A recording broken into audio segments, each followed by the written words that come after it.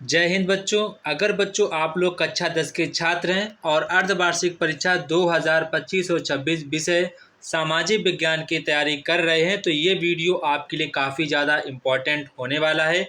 बच्चों आज हम लोग लेटेस्ट पैटर्न पर आधारित सामाजिक विज्ञान का एक नया क्वेश्चन पेपर देखेंगे जो कि आपके हाफ ईयरली एग्जाम में पूछा जाएगा। बच्चों ये क्वेश्चन पेपर आपका प्योर एनसीईआरटी बेस्ड है, इसीलिए क्वेश्चन पेपर आपके हाफ ईयरली एग्जाम के लिए काफ़ी ज़्यादा इम्पोर्टेंट है। अगर बच्चों आप लोगों ने इस क्वेश्चन पेपर को अच्छे प्रकार से प्रैक्टिस कर लिया तो मैं दावे के साथ कह सकता हूं कि आप सभी लोगों के एग्ज़ाम में 60+ मार्क्स 100% आएंगे। तो बच्चों आज हम लोग देखते हैं कि इसमें कौन कौन से आपके एग्ज़ाम के लिए इम्पोर्टेंट क्वेश्चन हैं।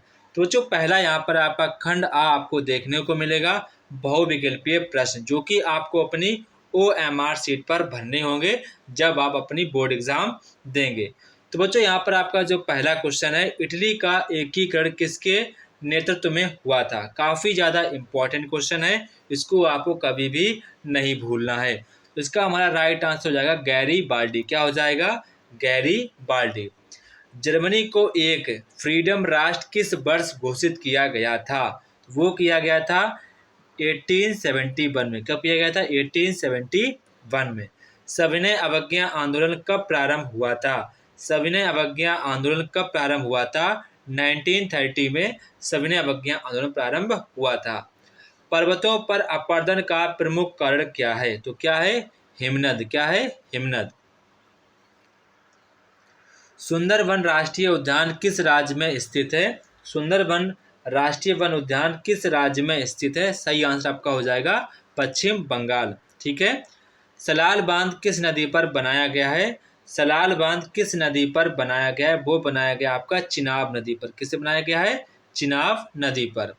इसके बाद भारत में पंचायती राज व्यवस्था कब शुरुआत की गई थी? भारत में पंचायती राज व्यवस्था कब शुरुआत की गई थी? ये की गई थी आपकी 1992 में। निम्न में से कौन सा संघीय राज्य नहीं है? तो कौन सा आपका संघीय राज्य नहीं है? तो संघीय राज्य नहीं का मतलब यहाँ पर नहीं, संघीय राज्य नहीं है, क्योंकि यहाँ पर आपका दिल्ली आपका कैसा है? दिल्ली आपका केंद्र शासित प्रदेश है। यहाँ पर आपका ऑप्शन नंबर सा वाला करेक्ट आंसर हो जाएगा। धर्म सामाजिक समुदाय का काम करता है, यह किस धारणा पर आधारित है? यह धर्म पर आधारित है। निम्न में से किस राज्य की प्रति व्यक्ति आय सबसे अधिक है? वेरी वेरी इंपॉर्टेंट क्वेश्चन है। इसका आपका राइट आंसर हो जाएगा हरियाणा। क्या हो जाएगा? हरियाणा। इसके बाद आपका यहाँ पर क्वेश्चन नंबर 11 है, महात्मा गांधी राष्ट्रीय ग्रामीण रोजगार गारंटी अधिनियम कब पारित हुआ था? ये आपका हुआ था 2005 में। कब हुआ था? 2005 में पारित हुआ था। इसके बाद यंग इटली संगठन के संपादक कौन थे? मतलब कि उसके संस्थापक कौन थे, वो यहाँ पर आपको बताना है। तो इसका राइट आंसर हो जाएगा मेजनी। कौन थे? मेजनी। महाबंदी की शुरुआत किस वर्ष हुई थी? तो महाबंदी की शुरुआत हुई थी 1921 में। कब हुई थी? 1921 में। भारत में सबसे पहले वन एवं वन्य जीव संरक्षण अधिनियम कब पारित हुआ था? तो वो आपका हुआ था 1972 में। कब हुआ था? 1972 में। इसके बाद आधुनिक भारत में अधिकांश नदियों के बेसिन में क्या बनाया गया है? तो क्या बनाया गया है? बांध बनाए गए हैं। क्या बनाए गए हैं? बांध बनाए गए हैं। निम्न में से किस संस्थान में महिलाओं को आरक्षण सुनिश्चित है? मतलब कि कौन सा ऐसा संस्थान है जहां पर महिलाओं को आरक्षण सुनिश्चित है? तो आपका राइट आंसर हो जाएगा पंचायती राज संस्थाओं में। समवर्ती सूची का विषय नहीं है। तो समवर्ती सूची का विषय कौन सा नहीं है? विदेश नीति। यह आपका संघ सूची का विषय है। ठीक है। इसके बाद आप क्वेश्चन नंबर नेक्स्ट देखेंगे, मानव विकास सूचकांक 2021 में भारत का स्थान क्या था? तो भारत का क्या स्थान था? 131वां। ठीक है। भारत में मृत्यु शिशु दर सर्वाधिक किन दो राज्य में है? तो वो आप कहेंगे उड़ीसा एवं मध्य प्रदेश में। ठीक है। उड़ीसा एवं मध्य प्रदेश में। भारत छोड़ो आंदोलन किस वर्ष प्रारंभ हुआ था? तो वो हुआ था 1942 में। कब हुआ था? 1942 में पारित हुआ था। इसके बाद आपका यहाँ पर खंड बा है लघुत्तरीय प्रश्न। यहाँ पर आपको लघुत्तरीय प्रश्नों के उत्तर देने हैं, जो कि आपका प्रत्येक क्वेश्चन आपका 2 नंबर का क्वेश्चन है। यहाँ पर आपसे कह रहे हैं कि फ्रांसीसी क्रांति कब हुई थी, इसका आपको एग्जाम प्रमुख बताना है, रीजन की क्यों हुई थी, उसका मेन रीजन क्या था, वो यहाँ पर आपको बताना है। इसके बाद यहाँ पर क्वेश्चन नंबर 22 कह रहे सविनय अवज्ञा आंदोलन में विभिन्न वर्गों में भाग क्यों लिया था। जो आपका सविनय अवज्ञा आंदोलन हुआ था उसमें हर एक जाति के समूह के लोगों ने उसमें क्यों पार्टिसिपेट किया था, वो यहाँ पर आपको बताना है। इसके बाद आपका जल संरक्षण एवं प्रबंधन क्यों आवश्यक है। सभी लोग जानते हैं, काफ़ी आसान क्वेश्चन है। हमारे जल संसाधन काफ़ी सीमित हैं, इसीलिए हमको इनको एक उचित ढंग से इस्तेमाल करना चाहिए ताकि हमारे फ्यूचर में इनके संसाधन बने रहें। इसके बाद संघ सूची और राज सूची में आपको कोई 2 महत्वपूर्ण विषय स्पष्ट करने हैं कि ये राज सूची का विषय है, ये संघ सूची का विषय है, वो आपको इनको एक टेबल बनाकर इनको बता देना है। इसके बाद शिशु मृत्यु दर कम करने के आपको 3 उपाय बताने कि ताकि भारत में शिशु दर जो मृत्यु दर है उसका दर कम हो जाए और उनके जीवित होने की संभावनाएं बढ़ जाए, तो वो यहाँ पर आपको 3 रीजन बताने हैं। पंचायती राज की आपको यहाँ पर 2 विशेषताएं बतानी है। राष्ट्रीय एकता की आवश्यकता पर आपको 2 तर्क देने ताकि हर पूरे भारत में राष्ट्रीय एकता की भावना बनी रहे। पर्यावरण शरण के आपको 2 यहाँ पर एग्जाम्पल बताने हैं। भारत में सेवा क्षेत्र की आपको 2 भूमिकाएं बतानी है। संसाधन का विकास क्यों आवश्यक है, लगातार जो संसाधन है उनको लगातार विकसित होना क्यों आवश्यक है, वो यहाँ पर आपको बताना है। इसके बाद यहाँ पर आपके दीर्घ उत्तरीय प्रश्न आते हैं। जो बच्चों जब भी आपके दीर्घ उत्तरीय प्रश्न है तो आपको उनको हेडिंग बनाकर ही लिखना है, कभी भी विदाउट हेडिंग नहीं लिखना है।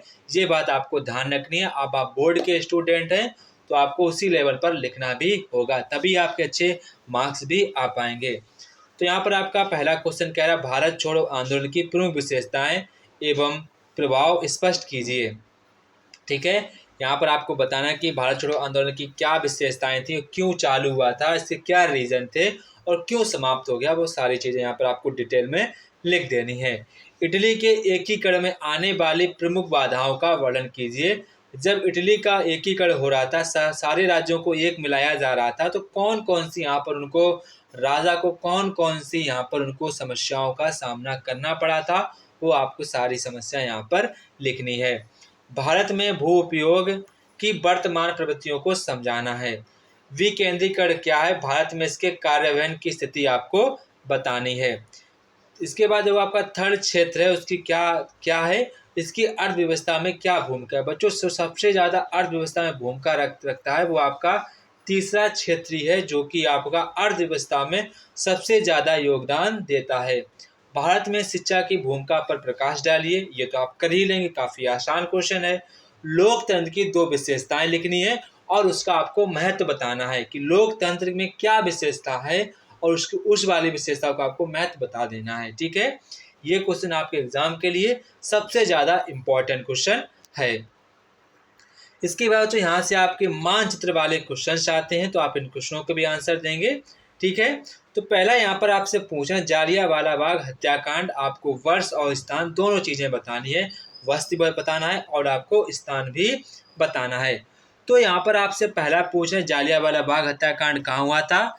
ये आपका हुआ था 1919 में। कहाँ पर हुआ था, अमृतसर पंजाब में हुआ था। किसके द्वारा किया गया था, ये किया गया था जनरल डायर के द्वारा किया गया था। इसके बाद चौरी चौरा कांड कब हुआ था, यह आपका हुआ था 1922 में हुआ था। कहाँ पर हुआ था, चौरी चौरा में। आपका ये कहाँ पड़ता है, ये आपका यूपी में पड़ता है। 4 फरवरी 1922 को यह घटना घटित हुई थी, जिसके बाद गांधी जी ने असहयोग आंदोलन को वापस ले लिया था।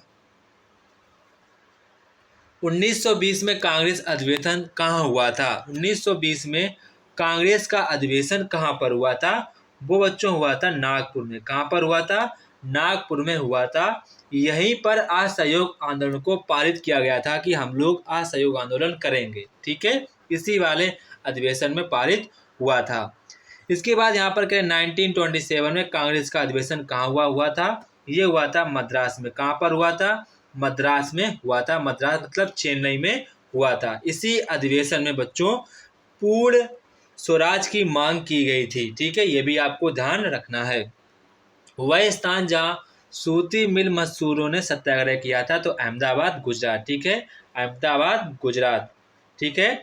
ये आंदोलन क्यों हुआ था? क्योंकि जो मिल के जो मालिक थे उन्होंने लोगों से वादा किया था कि जो प्लेग चल रहा था, तो प्लेग में कोई आ नहीं रहा था काम करने को, तो उन्होंने वादा किया था कि आप हमारे यहाँ आइए, हम आपको सैलरी के साथ साथ बोनस भी देंगे। बाद में उन किसानों को बोनस नहीं दिया गया था, तभी किसानों ने यहाँ पर आंदोलन कर दिया था। बाद में महात्मा गांधी भी यहाँ पर आए थे और उन मालिकों से बात भी की थी ताकि वो लोग उनको बोनस भी दें।